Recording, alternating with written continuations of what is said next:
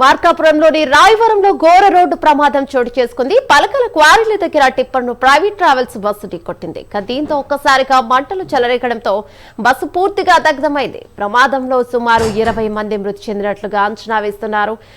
ఈ ప్రమాద సమయంలో బస్సులో 40 మంది ప్రయాణికులు ప్రయాణిస్తున్నారు. దీనిపై మరింత సమాచారం మా కరెస్పాండెంట్ రవికృష్ణ అందిస్తారు. రైట్ రవికృష్ణ, అసలు ప్రమాదం జరగడానికి గల కారణం ఏంటని చెప్తూ ఉన్నారు? అక్కడ సహాయక చర్యలు ఎలా కొనసాగుతున్నాయి? అతివేగమే కారణమా, మరేదైనా కారణమా?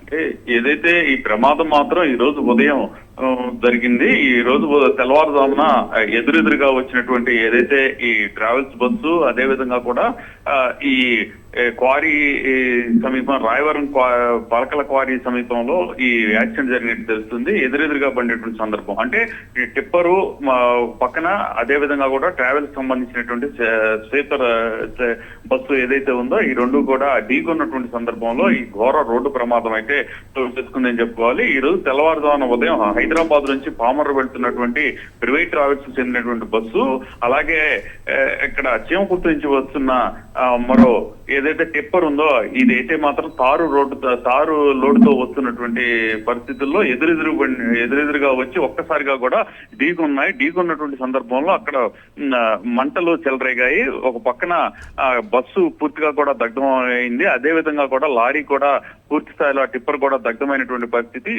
బస్సులో మాత్రం 40 మంది ప్రయాణికులు ఉన్నారు. 40 మందిలో ఒక 10 మంది వరకు కూడా సేఫ్ గా బయటకు దిగినట్టు తెలుస్తుంది. మిగతా వాళ్ళ పరిస్థితి అయితే మాత్రం అర్థం కానటువంటి పరిస్థితి. మొత్తానికి ఒక 12 నుంచి 15 మంది వరకు కూడా ఈ మంటల్లో ఆహుతై ఉంటారని భావిస్తున్నారు. ప్రజెంట్ అక్కడైతే మాత్రం పూర్తిగా కూడా బస్సు తగలబడిపోయినటువంటి దృశ్యాలు అయితే మనకు కనపడతా ఉన్నాయి. అదే దానికి తోడు ఆ ఏరియా, అంటే ఏదైతే యాక్సిడెంట్ జరిగినటువంటి రాయవరం ప్రాంతం ఉందో రాయవరం ప్రాంతం కొంచెం రిమోట్ గా ఉన్నటువంటి పరిస్థితుల్లో అక్కడ సహాయ చర్యలు అందించేందుకైతే మాత్రం కొంత డిలే అవుతుంది. దీని సందర్భంగా ఇప్పటికే ప్రకాశం జిల్లా నుంచి ముఖ్యంగా కూడా మార్కాపురం జిల్లాకు సంబంధించినటువంటి అధికారులు అయితే అక్కడికి చేరుకోవడం జరిగింది. ఇప్పటికే ఏదైతే ప్రమాదం జరిగిన ప్రాంతానికి మాత్రం స్థానికులు అయితే అక్కడికి వచ్చి అక్కడ బస్సులో ఉన్నటువంటి వాళ్ళని రక్షించేటువంటి ప్రయత్నం అయితే చేస్తున్నారు.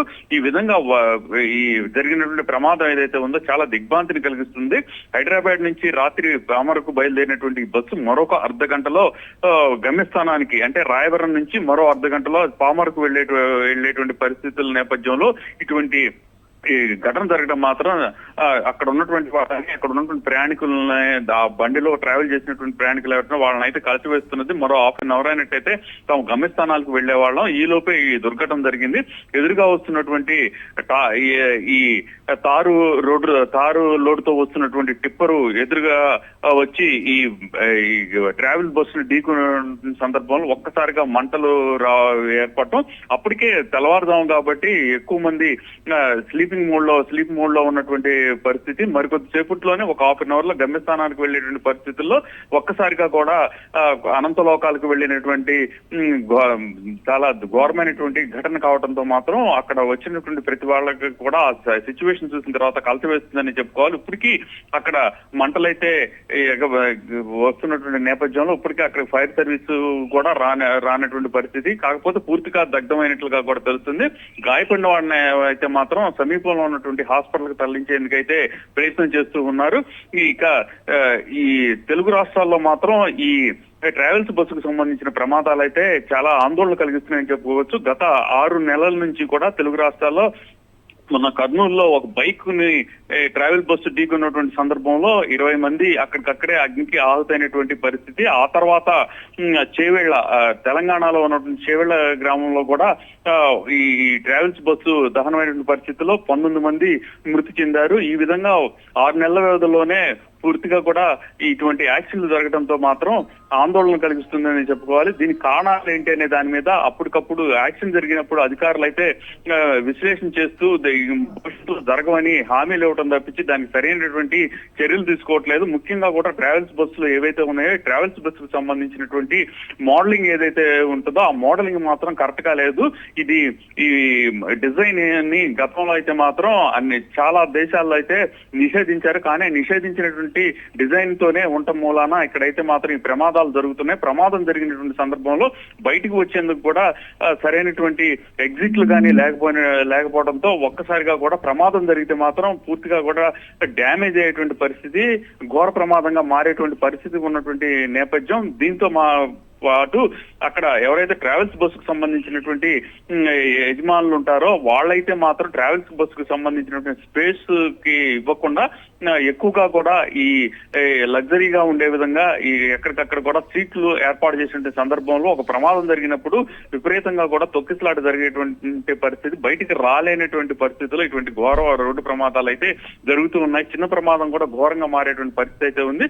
ఇప్పుడు మనం ఇక్కడ పరిస్థితిని కనుక అబ్జర్వ్ చేసినట్టయితే మాత్రం అతివేగంగా వస్తున్నటువంటి టిప్పరు, అదే విధంగా ఒక పక్కన మరో పక్కన వేగంగా వస్తున్నటువంటి ఏదైతే ట్రావెల్స్ బస్సు ఉందో ట్రావెల్స్ బస్సు ఒక్కసారిగా కూడా ఆ రాయవరం గ్రామానికి వచ్చినటువంటి సందర్భంలో ఆ క్వారీ ఎదురుపడినటువంటి పరిస్థితుల్లో ఢీకొన్నటువంటి సందర్భంలో ఒక్కసారిగా కూడా మంటలు చెలరేగినాయని చెప్పుకోవాలి. ఈ మంటలకు సంబంధించి మొత్తంగా కూడా ఇప్పటి వరకు మనకు అందినటువంటి సమాచారం ప్రకారం 12 మంది ప్రయాణికులు అక్కడికక్కడ స్పాట్ లో కూడా మృతి చెందినట్టు తెలుస్తుంది. మరి ఎంతమంది గాయపడ్డారు, ఎంతమంది మృత్యువాత పడ్డారు అనేది మాత్రం కొంత క్లారిటీ రావాల్సినటువంటి పరిస్థితి అయితే కనపడుతూ ఉంది. ఈ నేపథ్యంలోనే ఇప్పటికైతే మాత్రం అక్కడికి అధికారులు అయితే హుటాహుటిన వెళ్తున్నారు. అంటే ఆ ఏరియా ఏదైతే మార్కాపురం జిల్లా ఉందో మార్కాపురం జిల్లా అనేది కొంత రిమోట్ గా ఉన్నటువంటి పరిస్థితుల్లో స్థానికంగా ఉన్నటువంటి పోలీసులు కానివ్వండి, ఫైరింగ్ సర్వీసులు కానీ అక్కడికి వెళ్ళి కానీ మరింత సాయం అందించేందుకు జిల్లా కేంద్రం నుంచి పెద్ద ఎత్తున కూడా అక్కడికి అయితే అధికారులు కానీ అదే విధంగా కూడా వాళ్ళని తీసుకునేందుకు వైద్య సిబ్బంది కానీ రావాల్సినటువంటి పరిస్థితి అయితే ఉంది. ఇప్పటికే అక్కడ కొంతమందిని అయితే అక్కడ ఉన్నటువంటి స్థానికంగా ఉన్నటువంటి పోలీసులు అయితే రక్షించి కిందకు దించారు. వాళ్ళతో పాటుగా కూడా వాళ్ళకి స్థానికులు అయితే మాత్రం సాయం చేసినటువంటి పరిస్థితి అయితే కనపడింది. ఏది ఏమైనప్పటికీ కూడా ఇలాంటి ఘోరమైనటువంటి రోడ్డు ప్రమాదాలు జరుగుతున్నటువంటి సందర్భంలో వీటి మీద ప్రత్యేకమైనటువంటి దృష్టిని ప్రభుత్వాలు అయితే పెట్టాల్సిన పరిస్థితి ఉంది. ఈ రోడ్డు ప్రమాదాలు జరిగినటువంటి సందర్భంలో మాత్రమే వీటి మీద మేము ప్రత్యేక దృష్టి పెట్టాము అని చెప్పి ఒక 4 రోజుల పాటు మాత్రం హడావుడిగా కూడా ఆ ట్రావెల్స్ కి సంబంధించినటువంటి ఏవైతే ఈ బస్సులకు సంబంధించి